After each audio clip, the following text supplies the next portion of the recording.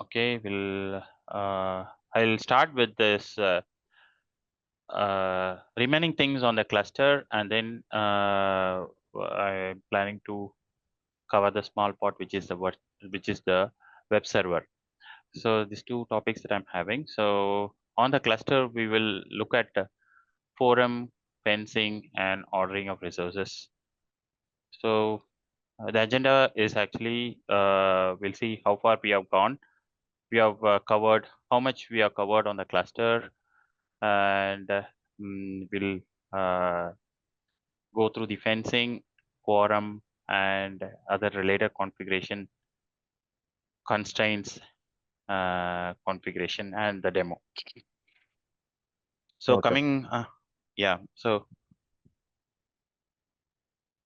uh, coming to the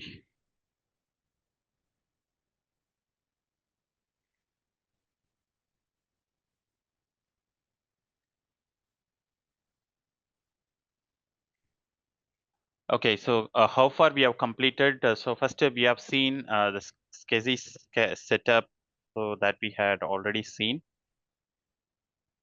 and we have seen the pacemaker HA cluster, its components and its basics configuration. We had also seen the cluster setup along with the cluster resources, and we also had a chance to see the resources being available during failover scenarios. Today we will be seeing the fencing, and we'll be looking at quorum, fencing, configuration, node level, web interface for pacemaker cluster. So these are the things that I'm planning to cover today. So we'll quickly move on.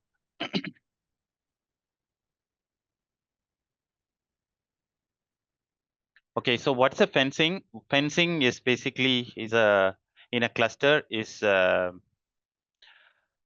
basically a communication breakdown. It's basically a communication breakdown. Between the nodes. So because of the communication that got broken down, so the nodes would actually behave little inconsistently, and sometimes these nodes might try to access the cluster resources independently without being this thing mm, without being aware of without the other nodes being aware of. So such scenarios would lead to some disturbances and inconsistencies in the data. And so uh, so what happens in such scenario is that as the communication to the failed node is lost, securing the data can be done only by external method called fencing. So we have to depend on external method because the communication itself is lost in the cluster nodes, and hence it cannot heal it by itself. By itself, it cannot heal, and so there should be an external mechanism to do the healing part, and that is what is called as the fencing. And a fence device is an external device that can be used by the cluster to restrict access to the shared resources by the failed node, or it issues a hard reboot. So it can either stop accessing the shared resource, or it will initiate a reboot of the failed node so that it can come up successfully. So this is what is the fence device would do. Without a fence device, the data integrity cannot be guaranteed, and when the fence is in progress, no other cluster operation is allowed to run. So while the fencing is on, so cluster would be like uh, in a passive state.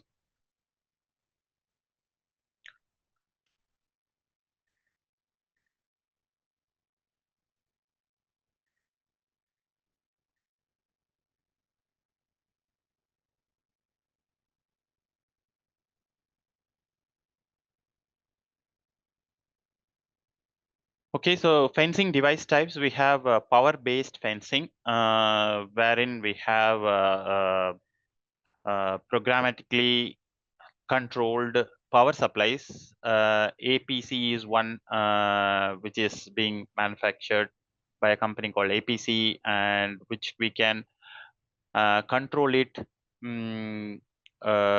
through the program, and we can configure a STONITH device or a fencing device based on the APC power supply. So power-based fencing is one. So next one is storage-based fencing, which is called STONITH block device, which uses a shared block device. It could be a piece of disk that we can use to exchange messages between nodes, and allowing for fencing through shared storage access control. It'll emulate a watchdog to run between the nodes to monitor the health of the node and initiate the fencing if required. So this is what it will do during the fencing. When fencing happens, this is what it will do. It'll actually, the watchdog would keep monitoring, and then if something goes wrong, so it'll initiate the actions. So this is what SBD, I mean, every fencing device does that. The SBD is also doing that by means of having a block device. And there's another thing which is always that the manual fencing. So administrator manually power off the device, the faulty device, and makes it to bring it up after resolving the failure. So these are the things uh, that we can do. So here, this is the picture. There is a node 1, node 2, and we have the uh, shared disk. This is the SAN, storage area network, and we have some disks that are being shared.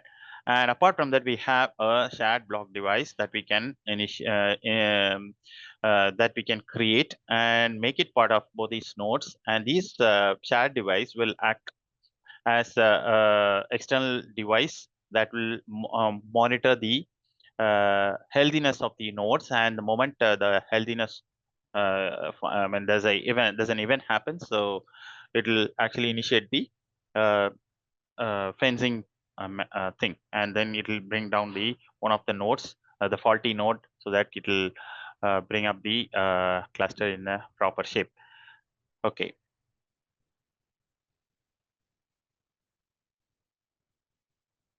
Okay, so we'll start with the fencing configuration. So there are two parts here. One is first thing is we will have to set up a shared device. So shared STONITH block device. So this is a device that we will have to create in the ISKC server. So second.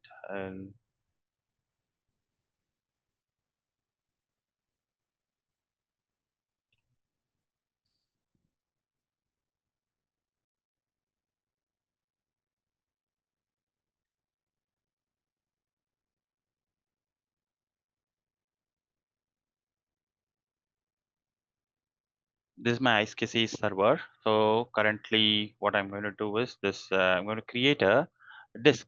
So this disk, I'm going to create it in a location called var lib ISKC disks.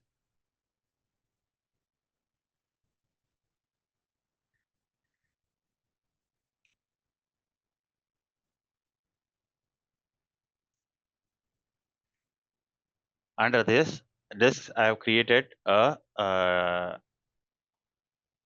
under this I've created a directory called ISKC disks.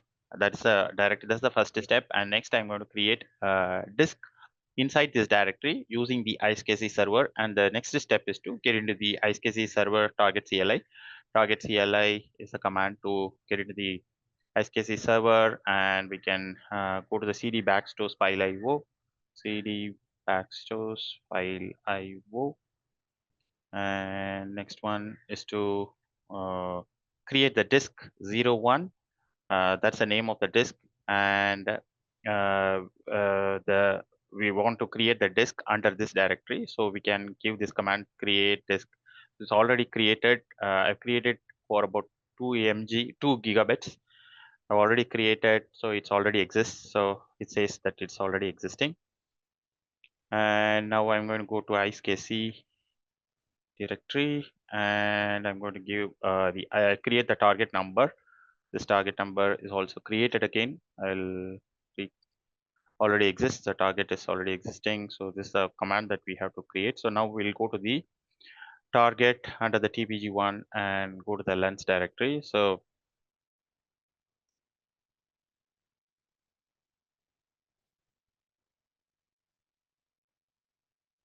These are the targets that I have.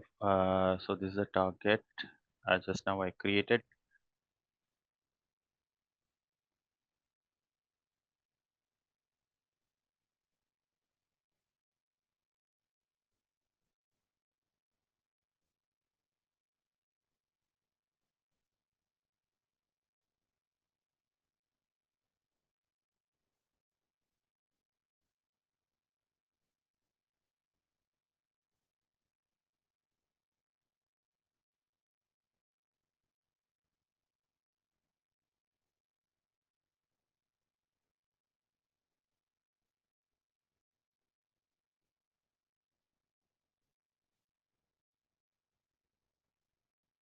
And creating the disk 01 and the in the lens in the lens directory. So the command to do that is this, just to create. This is also existing already. I've already created. I'm going to create the ACLs to access the target. So under TPG1, I have to go to ACLs, and then we have to create the ACLs. So ACLs for both the nodes, these are the IQN numbers for both the nodes. So I have created using these two ACLs. So you can see I can create it like this. This also already exists.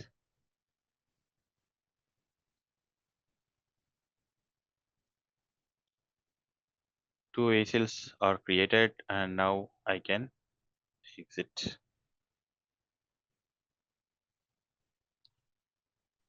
You are referring ACLs as to what, Alex? I'm sorry, Shafi. ACLs ACL is being ACL for access control list.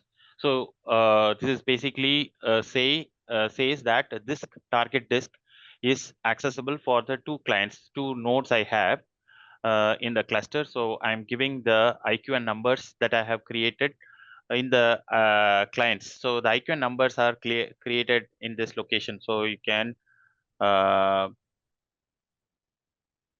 mm, after installing the client side.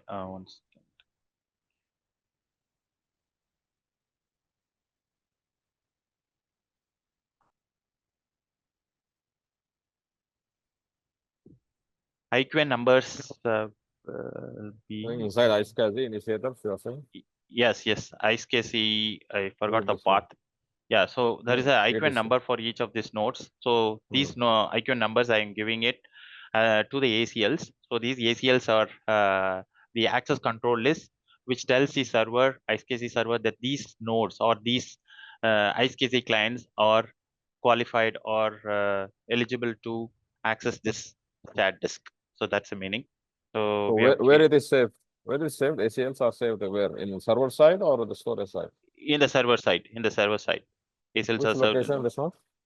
So it is in the target CLI. If you go to target CLI, and then if you see here, so the command prompts are different. So if you see here, so this is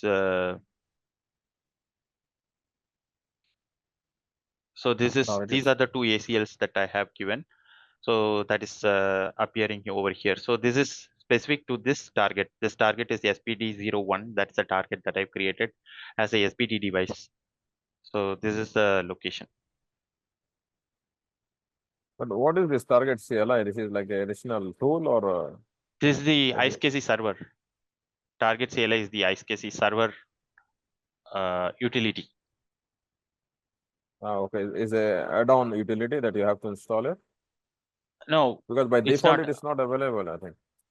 No, it's by default it is available. ISKC installation, you will get this target CLI. This is the way we can configure the ISKC server. ISKC server can be configured only through this target CLI thing. So target CLI comes up with the different set of CLI commands, and I mean the whole look and feel itself is little different. Okay. So yeah. So if you put if I put ls, some commands are common, but some commands are not common.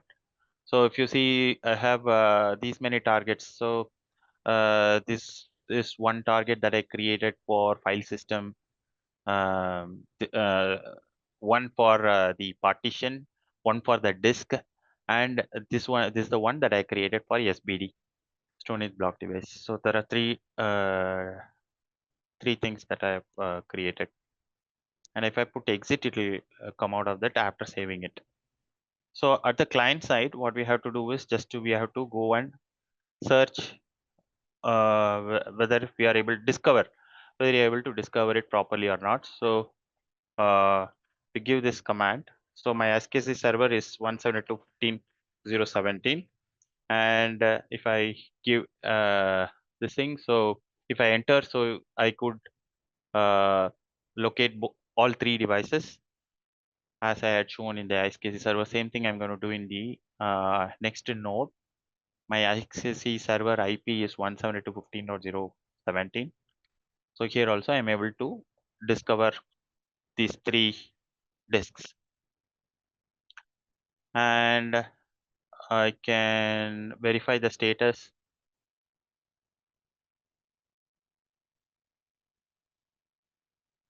So it is connected, and I can make sure I'm logging into the server.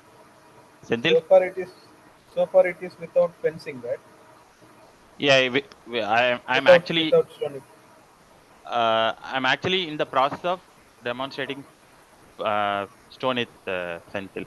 So first thing is there are three kinds of fencing devices. One is power supply based fencing device. Next one is shared disk based. So shared disk based fencing is what I'm configuring. I'm currently, and what I'm doing is shared disk is what I'm trying to create. So there is a Okay. ISKZ server and a After client. this, you will make a Create the condition STONITH. that.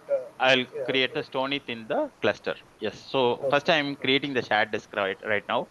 So the shared disk is available in the clients. So if you see here, so all of these things, both these clients, VM1 and VM2, send to is VM1 is my node 1, and this one is the node 2. So if you see LSBLK, you can see the 2G which is showing up here. 2G which is showing up here. This is in SDC. So this is the shared disk that we have just created, and if you see here, this is 2G which is appearing over here. So both these devices are appearing here. So next we'll continue with the next step, which is configuring the fencing agent. So configuring the fencing agent, there are a few tools that we have to install. So these are the tools: fencing agent, SCSI, watchdog, PCP0 conf. So there are three things that we may have to install in both the nodes. We'll have to install this. I'm installing this. I've already installed this in my both the nodes. So however, I'm doing it in one of the nodes just for clarity's sake. Okay, so the next after installing the required fencing agent and the tools, we may have to copy a script file, which is a very important script file, which is placed under user share. So the script file is present under CP, it is present under USR share cluster, and the script file is present and name is fancy SCSI check. So this fancy SCSI check, if you I'll open this and show to you. So in a moment, so this has a very big script which will do the actual monitoring. So this is the watchdog monitoring stuff that's being taken care here. So between the nodes here, this script will do the job of monitoring and taking the required action. And this script is we will have to copy into the watchdog service. So watchdog service configuration is present under etc watchdog.t, and in that place I'm writing it. So it's already there, so I'm not going to rewrite it. So I'm going to show what's the script is, how the script would look like.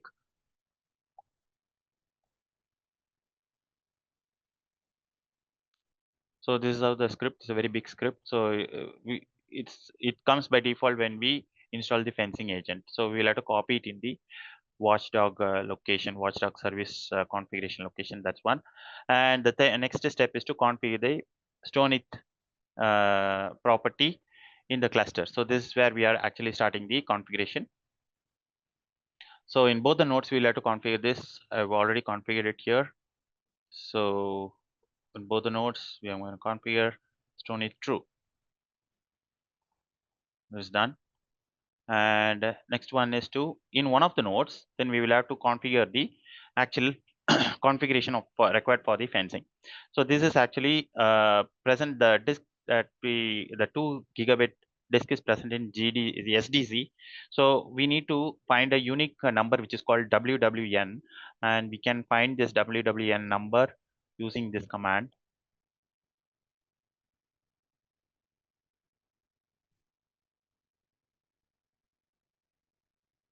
ls, or you can also put ls minus l. So this is the WWN number for SDC. So the SDC is nothing but the 2G. This is where is the SBD, that is the STONITH block device that we have just created. This is why we are looking for this number. Is this is a number which will never change. Even SDC or something SDB. Sometimes when we reboot, this SDC goes to SDB. So all things are happening. So it dynamically changes. So but this number doesn't change. So that's the reason we use this ID number. So this WWN number, and this is the number by which we can configure the SBD configuration or the fencing configuration. The configuration is, this is the configuration that we'll have to give. I'm copying this and I'm going to give this in one of the node. So if you see here, my WW number I have copied over here. So this is the WW number. So first thing is PC STONITH create IceKZ shooter. That's the name of the STONITH device, and the STONITH device type or the fencing device type is called fence SCSI and PCMK host list. So which are the nodes? These nodes, I have two nodes, node 1 and node 2. I'm listing them here. And devices dev list by ID. So this is the device. So device, I'm pointing it by means of WWN number. Just whatever I've found it, I copied it over here. Meta provides is equal to unfencing. Unfencing means once it is fencing is initiated, when it comes up, it should not again do a fencing. So it says that do an unfence when you reboot the faulty system. So that's a configuration. So it's already done. So it says already done. We can see the configuration by giving here by the command pc STONITH config SCSI shooter. SCSI shooter is the name of the configuration. Okay, so I have successfully configured the fencing configuration right now. So that's all about the fencing configuration. Now we'll start testing the fencing. We can see the configuration PCS status. If you see, so you will see 3 resources that we had configured initially. There is a file system. Next one is a virtual IP. Third one is the web server. And fourth one is the SCSI shooter. So the SCSI shooter is the fencing device that we have configured. So PCS status here. So same thing for device, for things are configured. So now what we are going to how to test is, there are 2 ways. What I'm going to do is remove the connectivity for the sent node 1 2 with sent node 1. So if you see here, this is my picture. If you see this picture, so there is a node 1 and node 2. So there's a connectivity between this node 1 and node 2. What I'm going to do is I'm going to remove this connectivity. So this is,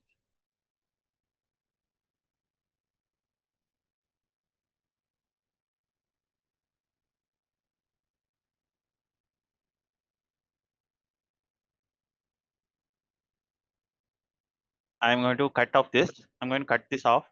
And while once I cut this off, this will create a 2 independent nodes. So it will actually 2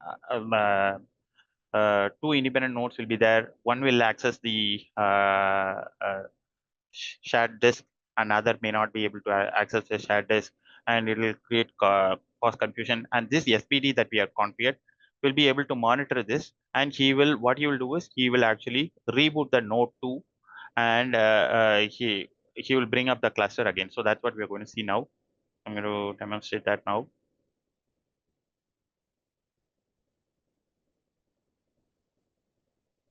So there are 2 nodes. So in the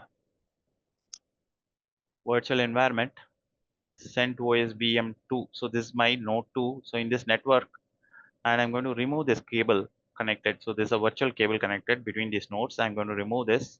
If I put if the tick is there, so it means the cable is connected. I'm going to remove this and then click OK, which means now you can see my SSH will not work. And VM1, you can see previously you were seeing both nodes were online here. Now you can see only one node is online and the other one gone offline. So this is the status. And the SSH thing will not work because I have removed the connectivity. And if you see here,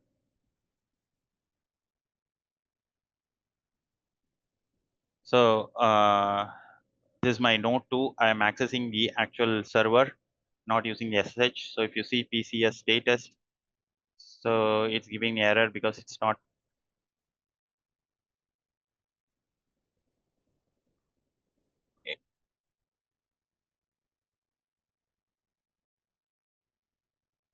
He says sent node 2 is online, sent node 1 is not visible for him. So this guy is independent and that guy is independent. Both of them are not in cluster, but still they have the resources in hand for them to operate. So this is the dangerous situation.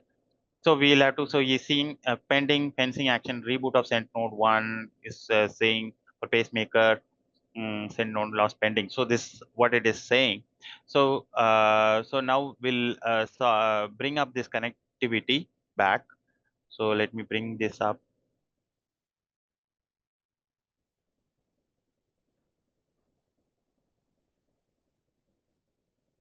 And you can see the node 2 is has already started the rebooting. So reboot process is on.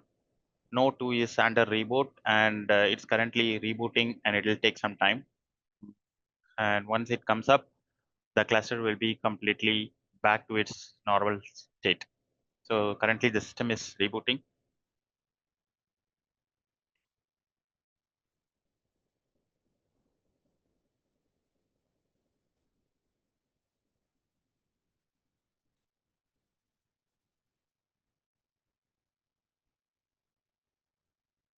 Yeah, so this reboot is being initiated by the fencing.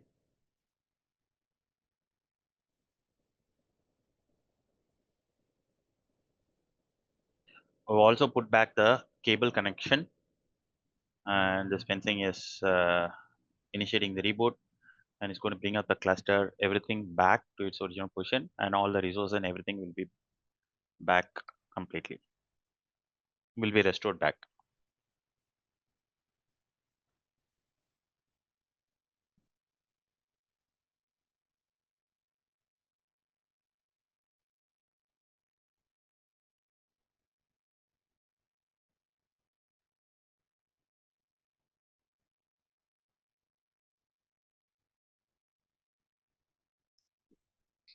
There is a explicit command also which you can use to test the fencing, and we can issue this command pc STONITH fence sent node 1 dot chosen dot local. So this is the node 1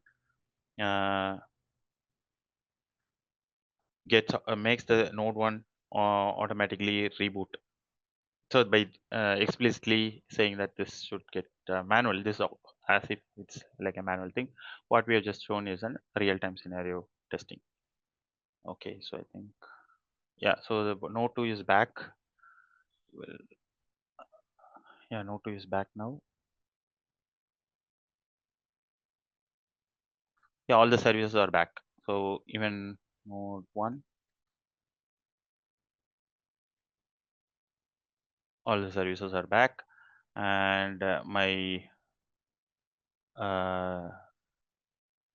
this is the virtual IP upon which we can still see the web server, which is up and running. So upon which the virtual server is running. So virtual IP, the web server is running and it continues to be available after the fencing operation. Okay, so that's about the fencing. Next one is Quorum. We'll see what the Quorum is. Quorum,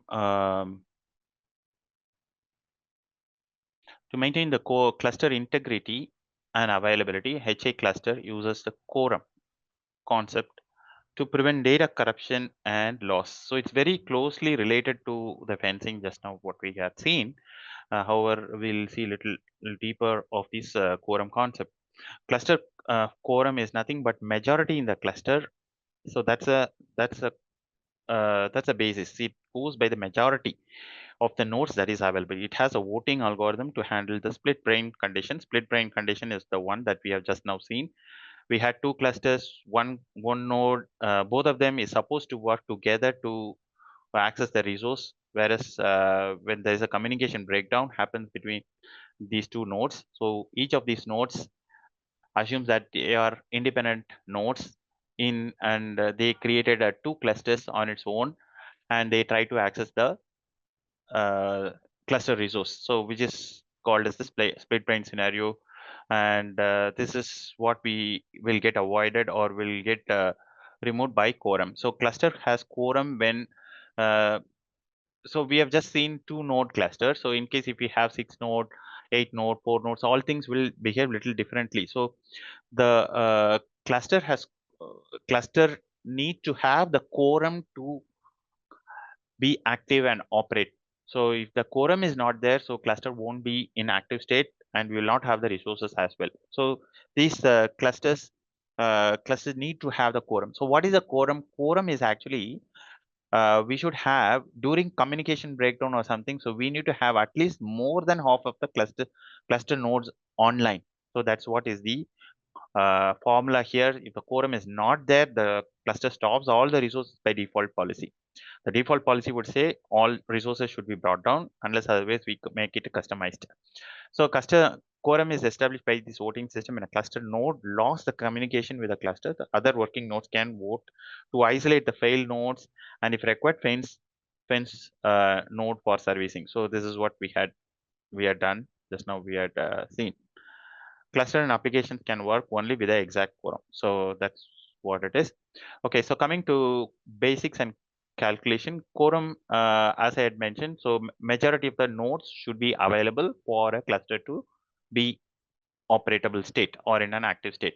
So there are three ways of quorum calculations are done. So one is the majority quorum, second one is the custom quorum, third one is a node weighting quorum. So I'll touch up. I'm going to give more focus on the majority quorum, and all of the remaining things I'm going to give a little bit of information because custom quorum is not followed,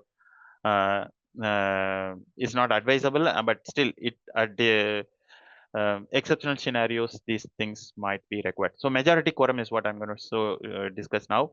Majority quorum, each and every node will have a default vote and this vote will be of value 1. So total vote will be the cluster.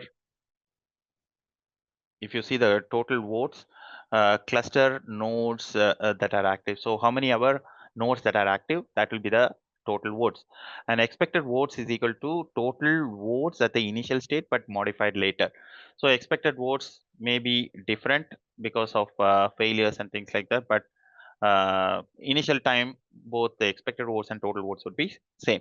Okay, let's take an example here. There's a 3 node cluster, so totally it is 3 node. First 3 node cluster and all 3 are in active state and there's no failure and the quorum is 3 and is completely functional. There's no issue here. Second state, so total nodes 3, active nodes are 2, and there's a failure in one failure node, and we still have the quorum. So the formula is we should have more than half of the nodes should be in active state for the quorum to have, and hence thereby we will have the cluster in active state. So if we have lesser number of nodes, then the quorum will not be there and we will not have it. For 3 nodes, so we need to have at least 2 nodes to be in active state for the quorum to be formed, and the cluster would be in functional state. So we have quorum number is 2 and we will continue to have the cluster working. So now let's take the example. So third state, 3 nodes out of 3 nodes, 2 nodes are in failed and only one is inactive and quorum is 0. So there's no quorum at all. And so it will become non-functional and the whole of the cluster and its resources will be stopped and it will not function. And the same thing, if there are no active nodes, it will not function. So this is how typically a thing cluster quorum would work for a 3-node cluster. So the basic thing that we'll have to remember here is, to form a quorum, we need to have more than half. So if we have a 7-node cluster, we should have more than half. That means for a 7-node cluster, we will have half is like 3, and we should have at least 4. 4 nodes should be in active states for the quorum to function.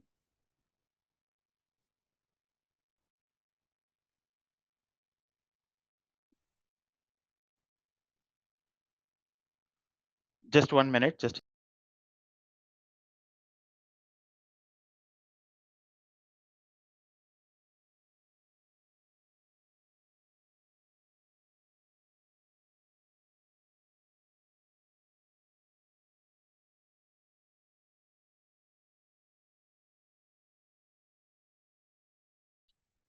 Okay, so this quorum things are actually being taken care by means of a configuration that is there in the chorusing.conf file. Okay, this chorusing.conf file is a configuration file record for the chorusing, and this configuration file is not generally advisable to edit. So it will get formed whenever we create the cluster. So based on the nodes that are available, so the chorusing.conf file is generally created by itself, unless otherwise we definitely want to make any changes, and if you're very familiar about the changes that we want to do, so it's okay to do it, but otherwise it's not advisable to make any changes in the chorusing configuration. So chorusing configuration, if you open and see, you will have a directive called Quorum. So this is the vote quorum is a service that is there in the chorusing, and this is the service. This is the component which takes care of the quorum part. Quorum has been taken care by this vote quorum service. Vote quorum service. This is the service that is doing this job. And if you see here, there are a few things here, and provider is chorusing vote quorum. This will be there, and 2-node is equal to 2-node colon 1. This is, we will have to specify, this is an exceptional case because we have a 2-node cluster. So generally it's not a advisable thing. 2-node cluster is what is being used here. We use here. So by default, by itself, you will create this 2-node cluster. This specify that there is a 2-node cluster, which is a special case. So there's an auto tiebreaker. So I'll talk about this auto tiebreaker in a minute. And so last man standing, so allowing cluster operation even with one active. So these are some configuration, these are some customized configuration that might be required. So it'll all be created. If you want to make any changes, we can do so, but otherwise it will created by default. So this vote quorum service is present in the chorusing.conf. Custom quorum configuration. I talked about majority quorum. So now it is custom quorum configuration. Some of the custom quorum configuration I'll talk about. There's a configuration called PCS property setup no quorum policy. No quorum policy. There is a no quorum policy settings that we can make. We can say we can ignore. So if we say ignore, means cluster continues to run when quorum is lost. Even when there is no quorum, we want the cluster to run. So we can say, please ignore the no quorum policy. So do not worry about the quorum at all. Just go forward and have the cluster active, even if you have just one node. So this is one configuration.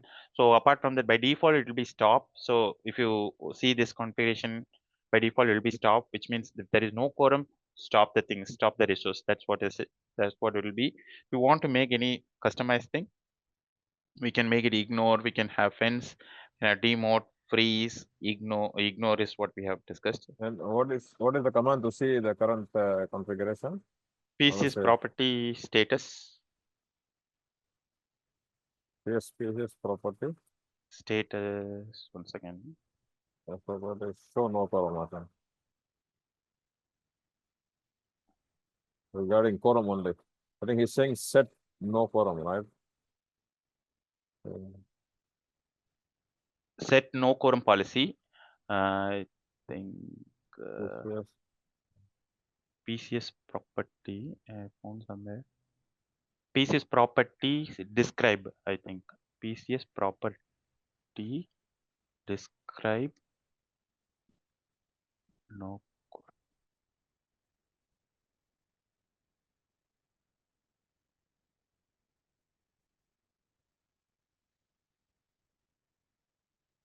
Yeah. What is this one? So this is property. No quorum policy, but this is actually this is a help thing. So piece is property, no quorum policy. Piece is property, default is also you can see.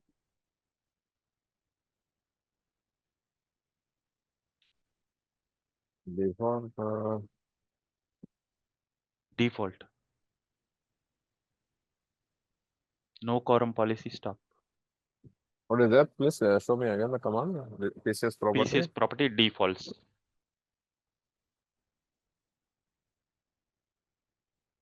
But it will list the all. Yeah, all the configuration of the pieces properties. Defaults or default? Default. Defaults. Okay. Defaults.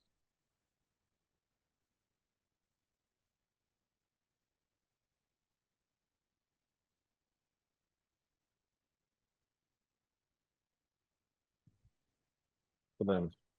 Okay. So we'll we have seen the custom based quorum configuration. So now we will see two other configurations. Node level configuration. So there are few configurations that we can do on node basis. So for different nodes, we can give some. There's a concept called node weight. Node weight. There's a configuration called node weight. The mechanism to influence quorum calculation. So for example, if you see in a two node cluster, one for first node 1 we give a weight of 2, and node 2 we give a weight of 1. And if node 2 goes down, it still has a weight of 2 to maintain the quorum. So even if node 2 goes down, the cluster would be in operative state because node 1's weight is 2.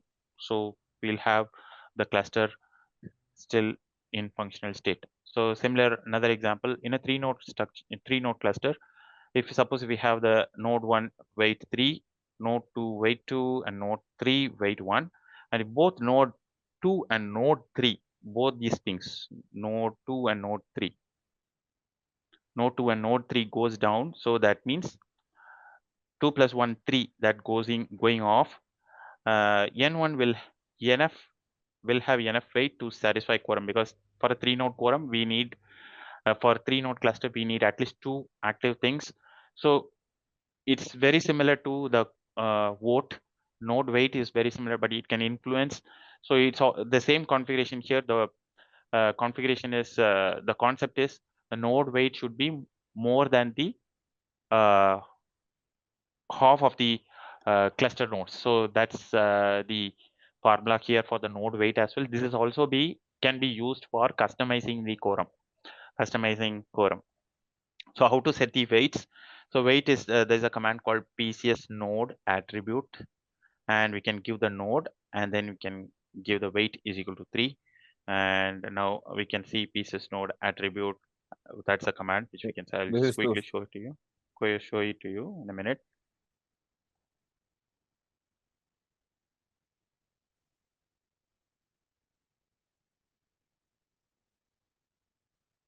So this is how you are defining the weight of a specific node. Correct. That's correct. So this is a node 1. I'm configuring a weight of 3. So This is mandatory to define, or without this we can work? No need to it's not mandatory. So basically, if you want to configure, it will have an influence in the quorum. So I talk to you about quorum. So if you see the example here, in a for example, 2 node cluster. For example, node 1 we have a weight, we have given configured a weight of 2, and node 2 we have configured a weight of 1. Okay, so totally in this cluster we have 3, weight of 3. And suppose n2, node 2 going down, so that for some reason n2 becomes faulty, but still we have one node which is active. But generally by default, based on the majority quorum, so since one node is already gone, we lose the quorum and the resources will be stopped. So that's the default scenario. So what we are doing it here is changing this default scenario by increasing weightage of one of the node. So we have increased the weight of one of the node, which is node 1 to 2, so that even if the node 2 goes down, node 1 is still having the weight 2. So quorum will still be there, and then the cluster resource will be in active state. So that's the significance of configuring node weights. We can configure node weights only when we require. So if we do not want the cluster resource to stop, just because having one node, just because not having a quorum. So if we have a 3-node cluster, we need to have at least 2 nodes to be in operative state. So if we do not want this kind of thing, we can configure a wait, which to a resource, to a node uh, of higher value, so that node will be given more importance. Unless or otherwise that node is going down, the cluster would not go down. So Okay. that's Okay. a concept. Okay. That's Okay. So that the concept is clear. So, but where is this configuration file, Alex? If you want to find this configuration file. Yeah, it is in PCS node attributes. So I've just configured this PCS node attributes Oh, and yes. node 1 local variables. Then if you want to see Okay. this PCS node attributes, so this is node attributes. So all related to node attributes, you can configure here. So I just whatever I configured here is showing up here. Wait 3. Yes. But I can see it here somewhere in the backend configuration file or no?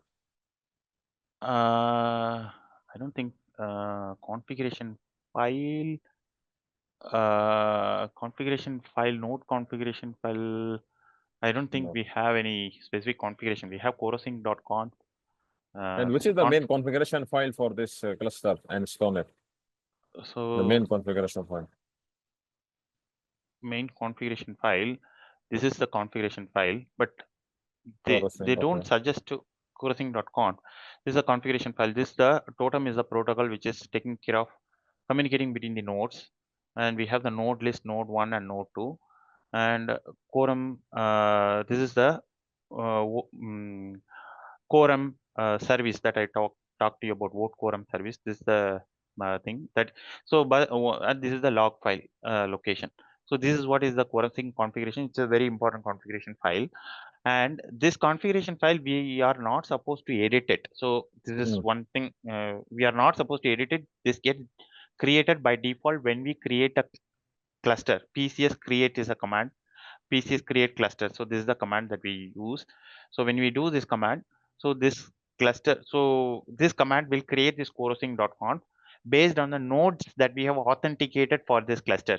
Just before this step, we have authenticated two nodes or 3 nodes or whatever amount of nodes we have authenticated. He is going to search based on the nodes that are authenticated for this cluster, and then he is going to create this corosing.conf, and he creates it by default with this. And unless otherwise we want to make any changes, we don't want to change anything in this configuration. Yeah, but that in that corosing.conf file will show it. So these attributes, the PCS node attributes are available there. Node attributes are not available. Yeah, node attributes are not available. So node attributes is here. So this is all it is. This is all it is having. Node list, node, the first node, and it is having a node ID is 1. Second node ID is and 2. what you define, what to node 1 you define it. So that's saying that always prioritize to node 1. If we want to prioritize, we can give the node. We can give the weight. Just now we had given. No? So if you want to give priorities higher priority, so we can give node 1 higher weight. So unless otherwise node 1 goes down, the cluster will not go down. So cluster will still be operative. So this is optional configuration. Yeah, if you optional. want to It's an optional configuration. It's an optional configuration. okay. Yeah. So that's about it. Auto tiebreaker. So this is one other concepts. Oh, just I'll take few more minutes to complete. We started a little late, so just want to complete with this. So I just have complete. I'll just take 5 more minutes. Okay, right? Yeah, sure. So auto tiebreaker. So in scenarios like if you have even number of cluster nodes, So if you have like 4 node cluster, 6 node cluster, 8 node cluster, on all of these things, suppose if there is a breakdown happens, so suppose if you have a 8 node cluster, if there is a breakdown happens, it creates 4 in one side, 4 in another side. So this creates a 2 cluster, and she will not have the majority. Quorum will not work here because both sides they have the majority, and they still get into this split brain scenario. So we will have to break this only by this auto tiebreaker is equal to 1 is we can see that is present in the forcing.configuration file. So that scenario we may have to use node wait, or we can add an external quorum device, or we can have the arbitrator node. So all of these possibilities are there to sort out this auto tiebreaker issues. So location constraints. So resource level configurations, we have constraints which we can set. Constraints or nothing but for cluster resources meant to change the behavior of a resource. Constraints are critical in pacemaker for controlling the behavior of resources in your cluster. They define rules, but where a resource should run, how they are related to each other, and things like that. These are the different constraints we may have to if you want to put for these resources, we can do so. So for there are 3 kinds of the resource constraints. One is the location constraint. Second one is the ordering constraint. You asked about the ordering thing, so there's an ordering constraint. Co-location constraint. So what is location constraint? Location constraint, we can say resource running in a specific node. We can say this resource should always be running only in this node. I have 8 node cluster, and I want this resource always to be run in this node. That is that kind of configuration constraint we can give. Ordering constraint, we may have to tell except this the shared disk is available, so this service should not be available. So that kind of configuration we can give. The configuration command is also given here. PCS constraint order resource 1 then resource 2. So this is a configuration we can give. Co-location constraint, so placement of resources relative to others. So if this resource is available, you may have to say this resource can also be available. So if it is present in this location, so this will also be present in this location. So co-location constraint. Score, we are configuring during constraint. The score determines the strength of the order reference, positive for the desired order, negative for the reverse order. So we can configure the score accordingly, whether to take it in the positive order or negative order. So these are the constraints that we can configure. So last one is the web interface. So web interface can be accessed from any of the nodes. The port number is 2224.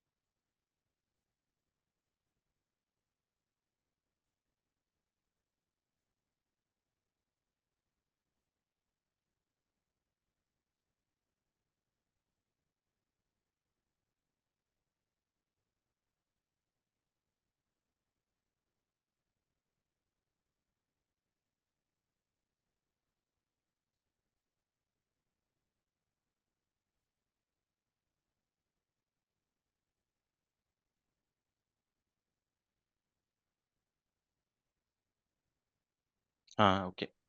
I don't know why it was not coming earlier. Now it is coming. So this is the UI interface for the cluster, and username and password is HA cluster.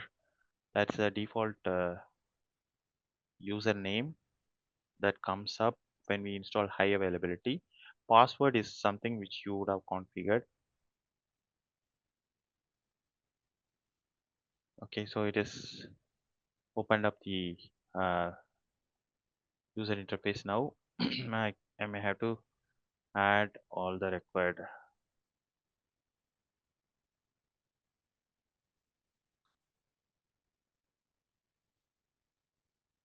You're like trying to view the existing cluster now?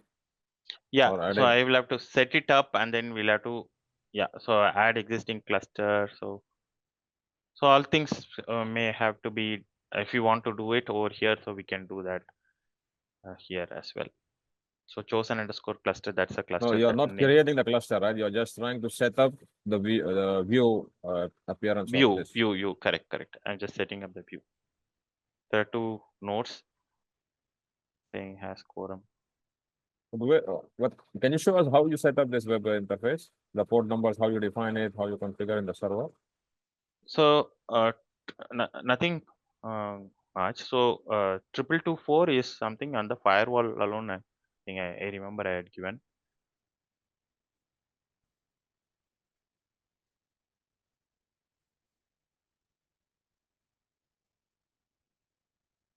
So this has to be, you are doing it for all three servers or only one server is enough? No, all three. Okay. So I think Okay. it is on the high availability port. It's all coming at nothing necessary, nothing specific we may have to configure in the servers for getting this HA web interface. So it comes by default.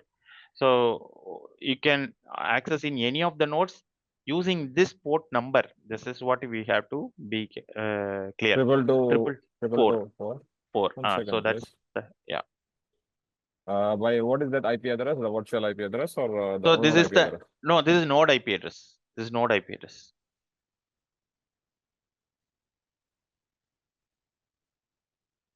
SPD is also showing up here. So whatever I had configured SPD configuration, all sorts of configurations you can see over here as well. SCSI shooter fence device that I configured is also being shown here. What is the URL? Just what is UI HTTPS? No, but Yeah. how from the server, how we can make sure this is enabled? From the server, nothing. We don't need to do anything specifically. So only thing is we need to specify the username password. So we would have done this as part of creating the nodes and authenticating the nodes. Yeah, HA So cluster normally will have the credentials assigned. credential, yeah. So HA But- cluster. So when you when you install the high availability, HA cluster username is there. Password is not there by default. So we'll have to give the password by ourselves. Once we give this password, enter this password, we will get this access.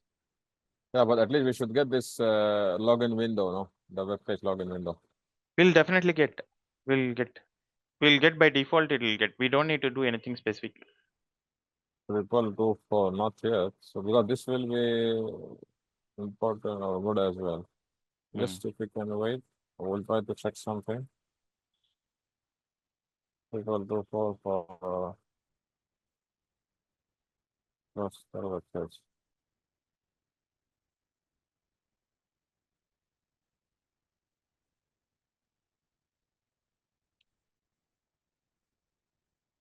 And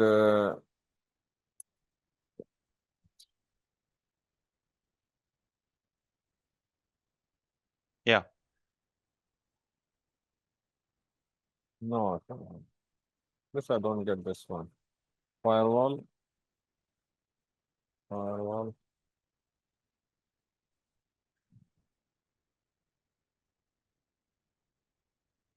You. What's your question, Sophie? Oh, Firewall. we are trying to see this web GUI. But In the using thing. this port, no. We cannot. Yeah, it's not going. So are you sure you have made this high availability enabled in this firewall? So where you are, can you show us where you have checked this one? Or did you? Okay, 1 second. Are you Let me seeing my check. screen? Are you Yeah, seeing now my I can see. screen? Yeah. Are you I was. 1 second, please. Let me check. So firewall CMD.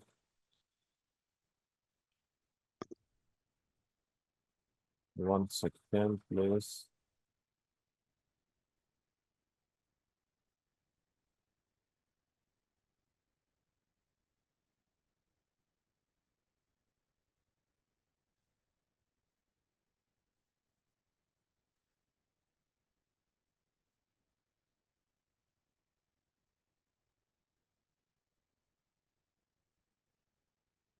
So what we can do is let's double check.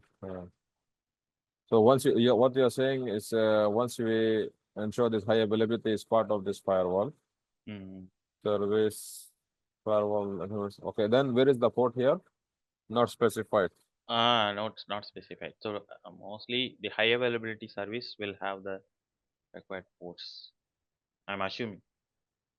So this port is actually 2224. Okay, we will check on this because I think we It will is not check and working. You're saying it's yeah, not it is not working in work. your end. Yeah, I don't say it, but we will check what the service what you are saying.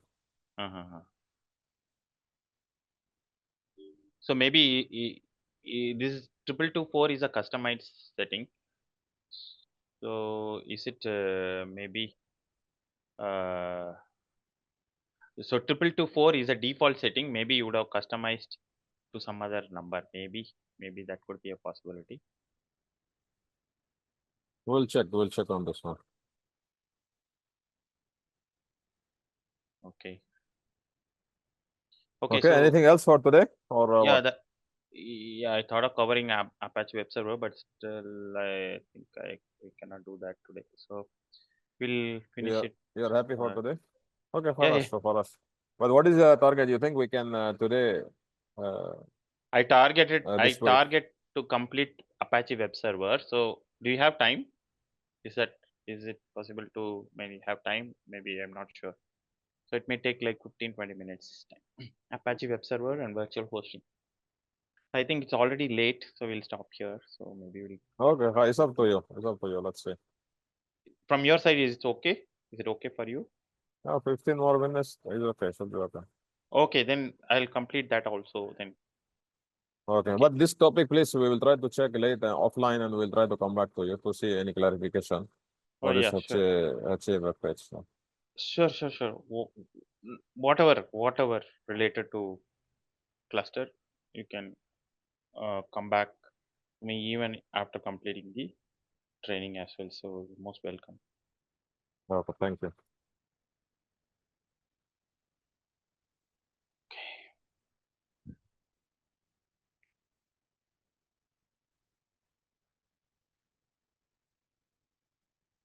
Okay, next one is web server, Apache web server. So that's the one thing.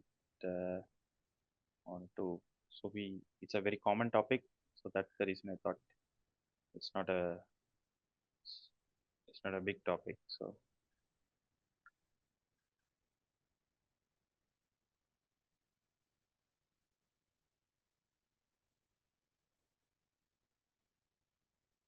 Apache web server. So introduction, we'll see what's an Apache web server, basic working. What is virtual hosting? There are three kinds of virtual hosting: name based, IP based, and port based. So all of these things, virtual hosting, how to configure virtual hosting, and then we'll see configuration and demo. So these are the things we'll see. Apache web server is a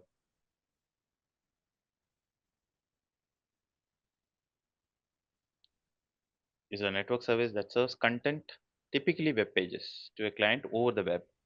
Uses a protocol called hypertext transport protocol. It's also called as HTTP server. It can also be called as HTTP server. Developed by Apache Foundation, so open source web server. So when a website's URL is entered in the browser, it sends a HTTP request to the web server, which then sends back requested web page. So the web server replies back to the client with a web page. Web server can be used for web hosting, can be used for load balancing, can be used for doing a web application. These are the benefits or things that we get out of the web server. So, so this is a picture that you can see working of a web server. So user is typing the username or the website name in the browser. So it goes into the DNS server. DNS server is giving him the IP address, and the user's PC is receiving the IP address, and he is trying to access the web server with the IP address, and web server gives back the response, that is the web page, and web page is displayed in the web browser. So it's as simple as that. We'll see how it works. So before that, we'll see virtual hosting, What is about virtual hosting? Virtual hosting is a technique that enables you to use one server to serve different content. So we have just only one server, we have. We can use to we can use to serve different content based on either the domain name or IP address or port number in the request.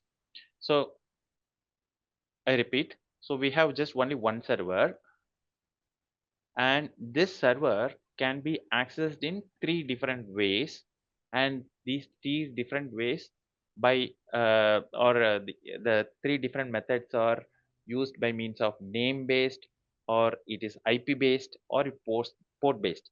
So the way we give the request in the browser, so the request goes to the web server, and the web server, based on the request type, so is going to fetch the content so that are stored in different locations. So if it is a name based, we have different document root. If there is a IP based, we have different document root, and we have this port based, we have different document root. Different document root means that's where we have our web page contents stored.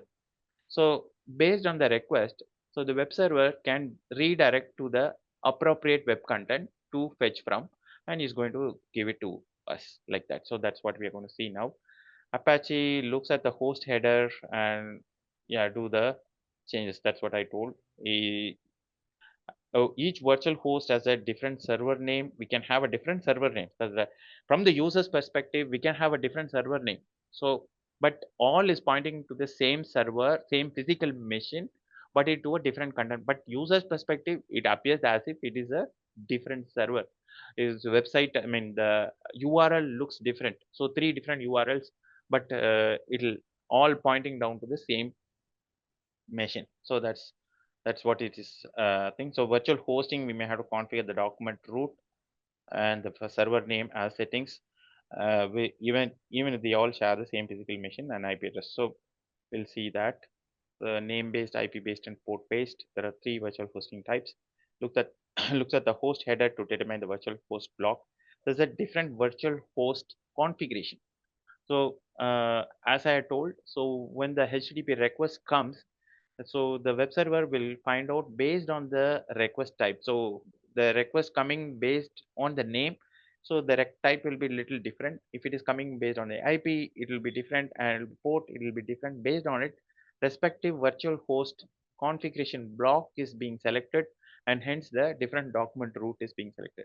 Okay, so anyway, we'll see the configuration. We'll get to more details. There are three kinds of configuration, two configuration files. One is the main configuration file, which is present in this location. So this is the location. Sorry. So this is the main configuration file, httpd.configuration. So that's the main configuration file, and all other configuration virtual host configurations needs to be placed inside this directory. So this is a very mandatory requirement. So this is an additional configuration file. The main site configurations will be present under this location. If we want to see whether the configurations are done correctly, so we can give Apache CTL config test. So this will tell us whether the configurations are proper or not. Okay. So there are different configuration directives in the HTTPD config. So maybe I'll open.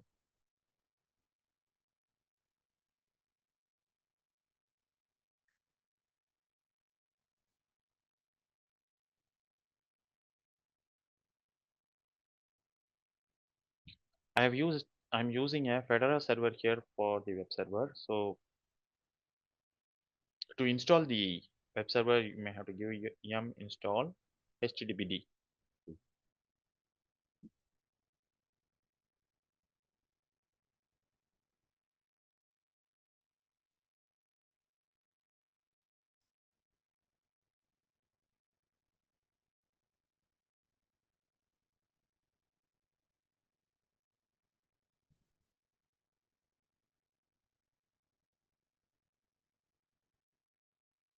Since I've already done, so saying nothing to do. So if you see httpd conf, and this is the main file. You see this file, this is the configuration, main configuration file, And if you see, there are many directives here. So I'll just quickly browse through the important directives here. Listen. So listen is 80 is the port that comes by default. I've added another port which is 8090 for port-based virtual host. We'll see that in a minute. And all other things I've kept it as user. The user and group is Apache. When we install create the directory content, we may have to give this Apache ownership. So I'll talk about this in a minute. And server admin, I've called this server as chosentraining.com, and admin is admin at the rate of chosentraining.com, and my server name is www.chosentraining.com. And what other things? So I have kept it. So this is the document. This is the directory. Slash var slash www html. So this is the document directory, and under which he is going to look for index files. So that's mentioned over here. Index.html is the default file which you will look into, and other things I have not changed. So this is the main configuration file. I have not changed anything else.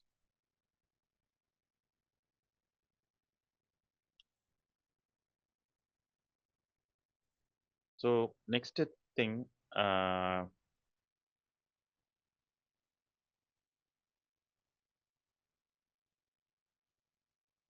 document root virtual host. So virtual host configurations are present under conf.d. Under this, we have the virtual host configuration files. I have chosen training.configuration file. So this is the main site, where whtml, that's the location. Under that, I have the server name, server alias. Server alias is, suppose if we give chosentraining.com, that time also it will look into this directory. We give www chosen training, so server alias, so it will still go and fetch this directory. So this is the main site, and I have another site which is called site1.chosentraining.com. So this is another document root. This is document root for site1. This is the name based virtual hosting site1, and this is a different location, and I have a different website here. So that's a site1. Suppose to access this, I need to give site1.chosentraining.com. Site2 similarly, and I have IP based chosen training. There's a virtual host, the configuration that I created. So look here, that's a one important configuration change. Here it is 172.15.0.101. So this is the IP, this is a different IP, but same machine. So IP based configuration, IP based virtual hosting works based on different IP, but both these IPs are existing in the same physical machine. So I'll show the different IPs that are existing in the same machine. So I've configured the virtual host here, and the name of the server name is ip.chosentraining.com, log file location and all that. And if you see port based virtual hosting, and port based virtual hosting is 100 and 8090. Default port is 80. Here it is port based. If it is 8090, then I'm saying we'll have to go and look into the root document root directory under port. So I have different files under this location, different document root directory location. Under HTML, if you see, I have IP port, site1, site2. There are 4 document roots. Each are different. Each location is showing different uh, different web page content. So for example, if you see site1 index.html, there is a content, and you can see it says site1 chosen training. And if it is site2, different content. And if it is port, there's a different content. And if it's IP, I have different content. So I've given all of these different contents now. Okay, so now Now, this is the web server. So in this web server, I have configured multiple IPs. So if you see here, NMTY,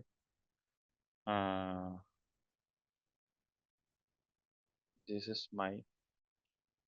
So I have configured 3 IPs here: 172.15.0.100, 101, 102. 3 IP addresses are configured on this for this interface. So that I can have multiple websites based on the IP, uh, different IPs, but all pointing to the same machine. So that's the thing. Okay, so now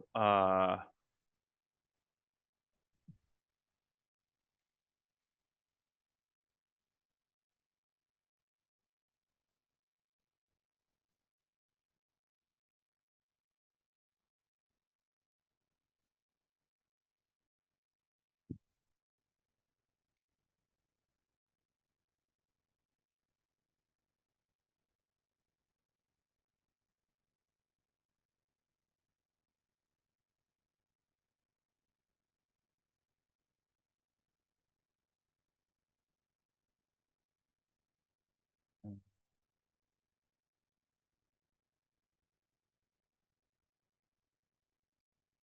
ah, so this is my DNS server configuration. I'll just quickly show DNS server configuration zone file. Show the zone file configuration.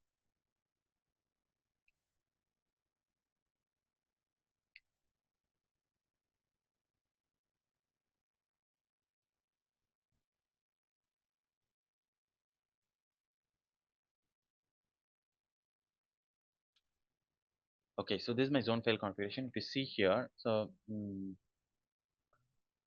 my name server is present in this 172.15.0.11, and my web server is in 100. So that's the one that I just now showed.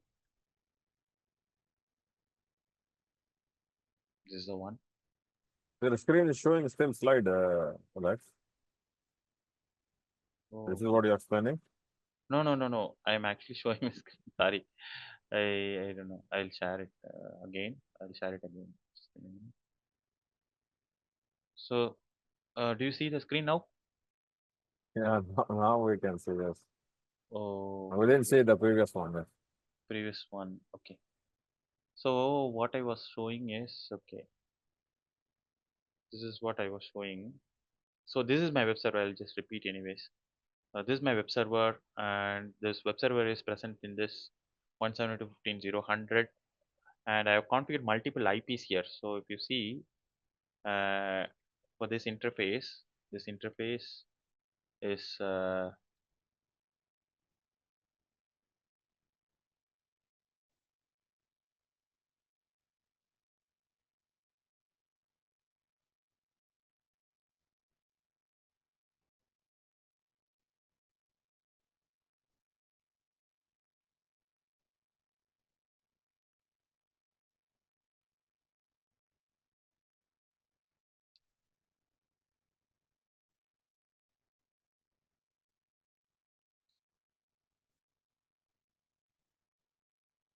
mistakenly deactivated it. Okay, if you see here this interface, I have configured multiple IP address for this interface. So 172.15.0.100 is one IP address, and I have configured another IP address which is 101, 102. Multiple IP addresses I have configured. The reason is to have the IP based virtual hosting. So that's the reason I have configured multiple IP address for the same interface. Uh,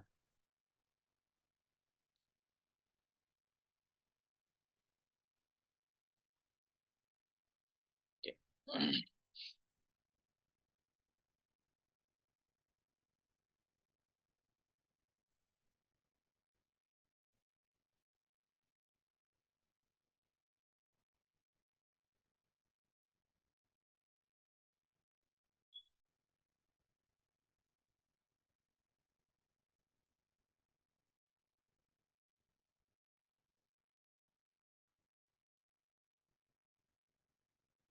Okay, so in the web server, so I have configured, I'll show the main configuration file, which is present under httpd.conf.